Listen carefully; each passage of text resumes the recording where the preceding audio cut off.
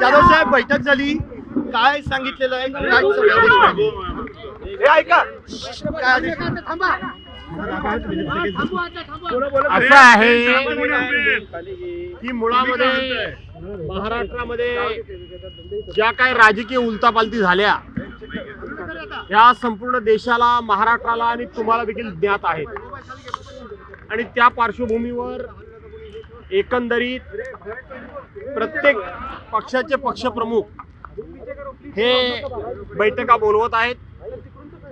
महाराष्ट्रामध्ये घडत असलेल्या राजकीय ज्या काही घटना आहेत त्या घटनेचा एकंदरीत राज्यामधल्या वेगवेगळ्या जिल्ह्यांमध्ये कशा प्रकारचा परिणाम होऊ शकतो, त्या संदर्भामध्ये काय राजकीय समीकरणं बदलू शकतात, न बदलू शकतात, याबाबत पक्षाच्या आजच्या बैठकीमध्ये आमचे पक्षप्रमुख आदरणीय उद्धवसाहेब ठाकरे यांनी चर्चा केली, उहापोह केला आणि आम्हा सर्वांकडून त्या संदर्भामध्ये आढावा घेतला. उद्धव साहेब काही दौरा करणार आहेत का, याबाबत काही सांगितलं का राज्य? उद्धव साहेबांनी दौरा करावा अशा प्रकारचा आम्ही आग्रह करण्यापेक्षा उद्धव साहेबच गेले अनेक महिने मला महाराष्ट्रामध्ये फिरायचं आहे, मला महाराष्ट्रामध्ये फिरायचं आहे असं सातत्यानं सांगतायत.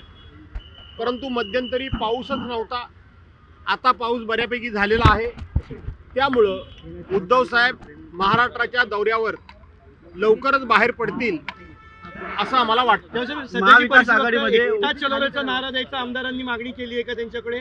शिवसेना एकटी लढेल आणि ताकदीने उतरेल असं आहे की अशा प्रकारचा कोणताही विचार, कोणतीही चर्चा, पुसटचा सुद्धा उल्लेख त्या ठिकाणी कुणी केलेला नाही.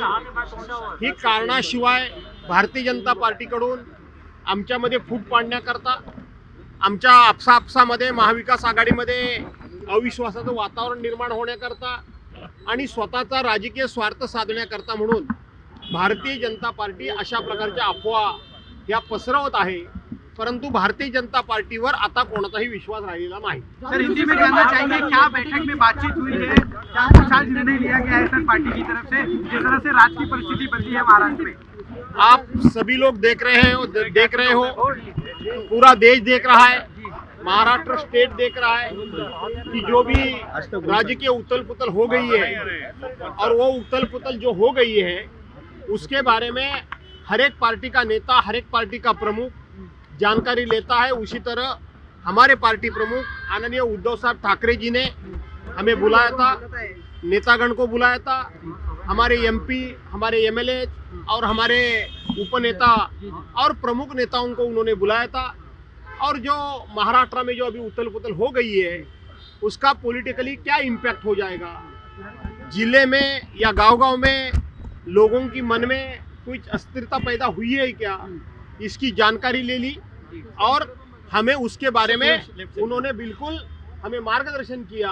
और मार्गदर्शन करते हुए हमें निश्चित स्वरूप से एक कॉन्फिडेंस हमारा बढ़ गया है कि कुछ भी उथल पुथल भाजपा करे, लेकिन दिन ब दिन यहाँ महाविकास आघाड़ी मजबूत हो रही है, सस्टेन हो रही है. पावसाळी अधिवेशन सुरू होत आहे, पावसाळी अधिवेशन सुरू होत आहे, त्याची रणनीती झाली का? पावसाळी अधिवेशन सुरू होते, चर्चा यूनिफॉर्म सिविल कोड को लेकर चर्चा हुई क्या अंदर? ऐसा है कि सभी बातों पे आज की महंगाई, आज के बढ़ते हुए अत्याचार, मणिपुर में हो रहा है लॉ एंड ऑर्डर का पूरा जो वहाँ सत्यानाश हो गया है, ऐसी सभी मामले में 2 दिन पहले देश के प्रधानमंत्री जी जिस राष्ट्रवादी कांग्रेस पर पार्टी पे करप्शन के, भ्रष्टाचार के आरोप करती है और वही पार्टी उनको मंत्रिमंडल में शामिल करती है, इसी सभी बारे में चर्चा होगी. समान नागरिक कायदा को लेकर समान नागरिक कायद्यासंदर्भात समर्थन है? असं आहे, आपल्या लोकशाहीमध्ये आणि आपल्या संसदीय कार्यप्रणालीमध्ये एखादा कायदा करायचा असेल मग त्यामध्ये कॉमन सिव्हिल कोड सुद्धा असू द्या, समान नागरिक कायदा सुद्धा असू द्या, कुठलाही कायदा करण्यापूर्वी एक पहिल्यांदा ड्राफ्ट तयार केला जातो, एक मसुदा तयार केला जातो. तो मसुदा कॅबिनेट समोर चर्चेला आणला जातो. त्याच्यानंतर नजीकच्या अधिवेशनमध्ये तो तिथल्या लोकप्रतिनिधींना, पार्लमेंटमध्ये असेल तर खासदारांना, विधानसभेमध्ये असेल तर आमदारांना चर्चेकरता ठेवला जातो किंवा त्याचा ऑर्डिनन्स सुद्धा काढला जातो. अशा प्रकारची कोणताही घटनात्मक या ठिकाणी पूर्तता झालेली नाही. विद्यमान सरकारनं कुठलाही मसुदा तयार केलेला नाही. हा मसुदा लोकांच्या चर्चेकरता ठेवलेला नाही. त्यामुळं या मसुद्यामध्ये नक्की काय आहे? समान नागरी कायदा म्हणजे त्याच्यामध्ये कोणकोणत्या धर्मावर, कोणकोणत्या समाजावर आघात होणार आहे, हे न्याय मिळणार आहे की अन्याय मिळणार आहे, हे जोपर्यंत समजत नाही तोपर्यंत त्याच्यावर भाष्य करणे योग्य नाही.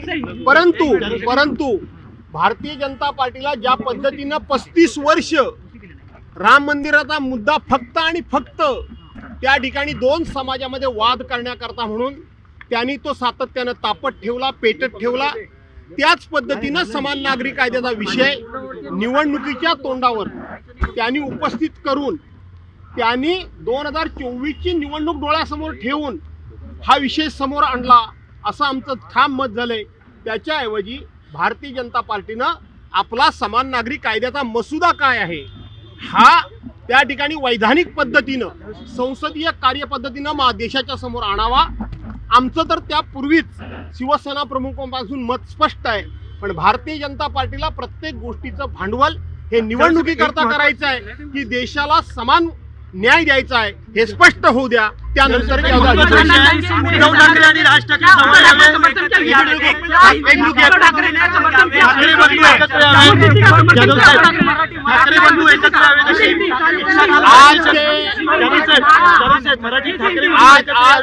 आज मीटिंग में राज ठाकरे जी और उद्धव साहब ठाकरे जी एक साथ आएंगे या नहीं आएंगे, इस बात पे कोई चर्चा नहीं हुई. बिल्कुल उस बात पे कोई किसी ने जिक्र नहीं किया, किसी ने नहीं किया. आपल्याला मराठीमध्ये जर सांगायचं झालं तर राज ठाकरे आणि उद्धव साहेब ठाकरे हे एकत्र येण्याच्या चर्चा आम्ही तुमच्या मीडियामध्ये ऐकल्या, आम्ही वर्तमानपत्रामध्ये वाचल्या. परंतु आजच्या बैठकीमध्ये या विषयावर कुठल्याही प्रकारची चर्चा झालेली नाही. हा मुद्दा कुणी उपस्थित केलेला नाही. त्यामुळे या सगळ्या भाष्य करणे योग्य नाही. यूसीसी हो या कौन सा भी कानून और अगर पार्लियामेंट में और अगर विधानसभा में पारित करना होता है तो उसका पहला ड्राफ्ट बनाया जाता है, उसका मसूदा बनाया जाता है, वो कैबिनेट में रखा जाता है. कैबिनेट के बाद उसको विधानसभा या पार्लियामेंट में चर्चा के लिए रखा जाता है और चर्चा होने के बाद में सभी के राय लेने के बाद में गवर्नमेंट उसको कायदे में या तो कानून में रूपांतरित करता है. लेकिन भारतीय जनता पार्टी ने ऐसा कोई मसूदा यहाँ पब्लिश किया नहीं है, कैबिनेट के सामने रखा, ऐसा हमारी जानकारी नहीं है. सेशन में रखने से पहले वो बाहर बवाल मचाना चाहती है. उनको वोटिंग का पोलराइजेशन करना है, हिंदू मुस्लिम को भिड़ाना है और इलेक्शन लड़ाना है. ये सब पूरा देशवासी जान गए हैं. तो भारतीय जनता पार्टी पहला मसूदा रखे, उसके बाद में सभी जातियों को, सभी धर्म के लोगों को, देश के सभी 140 करोड़ जनता को ये समान नागरिक कायदा मतलब यूसीसी से क्या फायदा हो सकता है, ये जब सामने आएगा तभी ही पूरा देश इसके बारे में बयान देगा. हमने अभी भी बोला कि हम समर्थन करते हैं करके. बाला साहब ठाकरे का तो मैंने ही जिक्र किया. बाला साहब ठाकरे जी से हमने समान नागरिक कायदा का समर्थन किया है. लेकिन इसमें भारतीय जनता पार्टी का हेतु क्या है ये हमें जानकारी लेनी जरूरी पड़ी है, क्योंकि भारतीय जनता पार्टी विश्वास रखने जैसी पार्टी नहीं है. उद्धव जी का महाराष्ट्र दौरे को लेकर क्या बातचीत हुई है? दिल्ली में बोली दौरे को लेकर क्या कुछ बातचीत हुई है उद्धव जी की? उद्धव साहेबांची दौऱ्याची तारीख मला नक्की माहित नाही, परंतु तो दौरा ठरवण्याचं काम आमच्या पक्षाचे सचिव करतात. मुझे ये अभी तक जानकारी नहीं है कि उद्धव साहब कब से अपना महाराष्ट्र के दौरे पे निकलेंगे. इसकी तारीख मुझे फाइनल जानकारी नहीं है. लेकिन दौरा करेंगे, दौरा 100% होने वाला है. लेकिन उनकी तारीख फाइनल होती है वो हमारे पार्टी के सचिव उनके सामने वो पूरी डेट रखते हैं, वो उद्धव साहब उसको मान्यता देते हैं।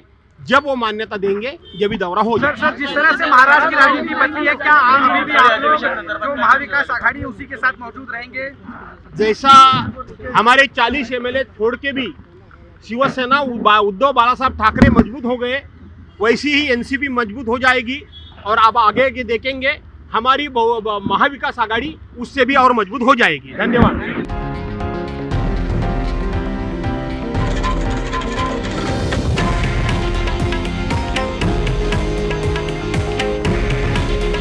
हे आहे देशातील नंबर 1 न्यूज नेटवर्क आणि आपण पाहत आहात TV9 मराठी।